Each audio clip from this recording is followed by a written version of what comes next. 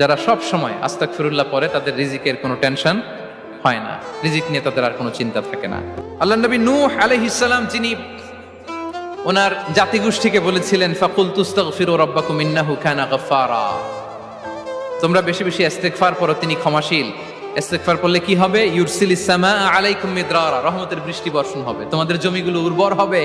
ওয়া ইউমদিদুকুম বিআমওয়ালি ওয়া বানিন, আল্লাহ তাআলা তোমাদেরকে সম্পদে বারাকা দিবেন, সন্তানে বারাকা দিবেন। ওয়া ইয়াজআল লাকুম জান্নাতিন ওয়া ইয়াজআল লাকুম আনহারা, তোমাদের ফসল ক্ষেতগুলো সবুজ শ্যামল হয়ে ভরপুর হবে, তোমাদের রিজিকে বারাকা নেমে আসবে। তাহলে আমরা যেন বেশি বেশি ইস্তিগফার করি।